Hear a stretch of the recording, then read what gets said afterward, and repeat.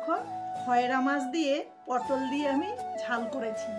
এইটা আমাদের দামোদর নদীর খয়রা, সকালবেলা আমার ছেলে কিনে এনেছে।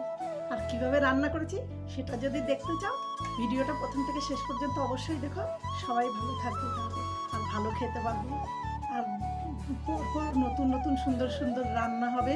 আর সেটা ঘরোয়া পদ্ধতিতে। সেই সব রান্নাগুলো যদি তোমরা দেখতে চাও তাহলে কিন্তু আমার এই চ্যানেলটা অবশ্যই তোমাদের দেখতে হবে। আর অবশ্যই লাইক কমেন্ট শেয়ারের মাধ্যমে সাবস্ক্রাইব দিয়ে সাপোর্ট করতে হবে। আর ফেসবুক থেকে দেখলে ফলো করতে হবে পরের ভিডিওগুলো দেখার জন্য। তাহলে তোমরা দেখতে থাকো যে আমি কীভাবে রান্না করি। Good morning everyone, welcome to new blog. আশা করি তোমরা সবাই ভালো আছো, আমিও ভালো আছি, আমার পরিবারও ভালো আছে। দেখো আজকে আমি মাছ নিয়ে নিয়েছি। এটা কি মাছ জানো? এইটা হচ্ছে খলসা মাছের বড়টাই। দেখো অনেকটা তেলাপিয়া মাছের মতন দেখা যায় এই মাছটা। এই মাছটা আমি রান্না করবো কি দিয়ে জানো? এই দেখো আমি পটল নিয়েছি, ঝাল করব। তোমরা তাহলে দেখতে থাকো। তোমরা কে কে খাও পটল দিয়ে? খলসা মাছ আর খয়রা মাছ কিন্তু একই, এটা কিন্তু লোকাল, এটা বড় ভেল পাই। তোমরা কে কে খাও কমেন্টে অবশ্যই জানাবে। আর কীভাবে রান্না করছি তোমরা দেখতে থাকো। আর যারা ইউটিউব থেকে দেখবে তারা অবশ্যই চ্যানেলটা লাইক কমেন্ট শেয়ার করে দেবে, ডাউনলোড বেল আইকনটা ক্লিক করে দেবে। আর যারা এখন আমার চ্যানেলটা সাবস্ক্রাইব করো অবশ্যই সাবস্ক্রাইব করে দেবে।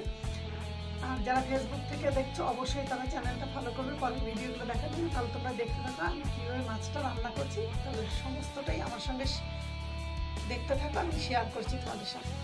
তাহলে প্রথমেই আমি গ্যাসটা জ্বেলে নেব। কড়াইটা গরম হতে হতে মাছটাকে সুন্দর করে মেখে নেব। তেল, নুন আর হলুদ আর লঙ্কা চিড়ে। দেখো মাছে আমি নুন, লঙ্কা, হলুদ দিয়েছি আর একদম অল্প পরিমাণে সর্ষের তেল দিয়ে মাছটাকে সুন্দর করে মেখে তবে মাছটা ভাজবো। মাছটা সুন্দর করে মেখে নিয়েছি। ওইদিকে কড়াইটা গরম হয়ে গেছে, মাছটা ভেজে নেব। আর আজকে সর্ষের তেলেই রান্না করব।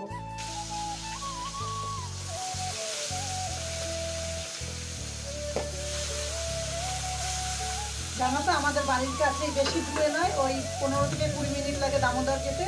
ওখান থেকে এই মাছটা ধরে এনেছে আর আমার ছেলে ওই রোড থেকেই কিনে এনেছে মাছটা।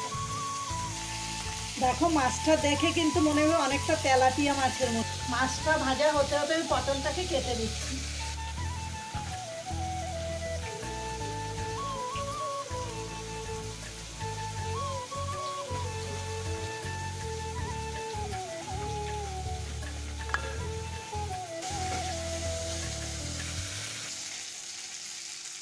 দেখো বাকি মাছটা ভাজা হতে হতে আমি জিরে নিয়েছি, সর্ষে আর 3টে এলাচ, আর এই দেখো কাঁচা লঙ্কা, আদা, এগুলো বেটে নেব মাছের তরকারিটা করার জন্য এই পটল দিয়ে। আর পটলের তরকারি যেহেতু একটু ঝালটা বেশিই দিতে হবে। মশলাটা আমার বাটা হয়ে গেছে, তবে বাটার সময় কিন্তু একটুখানি নুন আর একটু হলুদ দিয়ে দেবে, তাহলে কিন্তু মশলাটার সেন্টটা এত সুন্দর হয় আর বাটাটা আলাদা রকম একটা মানে কালার চলে আসে। সেটা তরকারিতে দিলেও সুন্দর হয়। মাছ ভাজা আমার হয়ে গেছে, এখন আমি ফোড়ন দেবো। এখন আমি এই কড়াইয়েই দিয়ে দেবো একদম অল্প পরিমাণে তেল, যেহেতু মাছ ভাজার তেল একটু রয়েছে।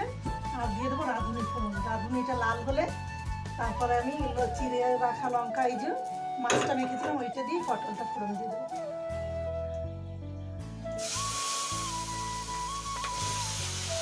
সুন্দর করে লাল করে ভেজে নেবো পটলটা। দিয়ে দেবো পরিমাণ মতো নুন, যেহেতু আমি বাটায় অল্প পরিমাণে নুন দিয়েছি। আর দিয়ে দেবো আমি পরিমাণ মতন হলুদ। এখন আমি সুন্দর করে পটলটাকে ভেজে তবেই মশলাটা দেবো। পটলটা ভাজা হতে হতে চলো একটা জিনিস তোমাদের সঙ্গে আমি শেয়ার করছি।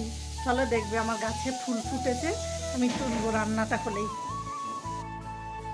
কত সুন্দর ফুলটা দেখেছো? এটা আমি একটু পরেই তুলবো। আর একটু বেলা হলেই ফুলটা সুন্দর হয়ে ফুটবে। এখন আমি এই বেটে রাখা মশলাটা দিয়ে সুন্দর করে নেড়ে নেবো। যখন মশলাটায় তেল ছেড়ে দেবে তখন আমি ঝোল দেবো। মশলাটা কষে গেছে, সুন্দর তেল ছেড়ে দিয়েছে। এখন আমি একদম অল্প পরিমাণে ঝোল দিয়ে দেবো, যেহেতু ঝাল ঝাল পাড়া করবো গা মাখা।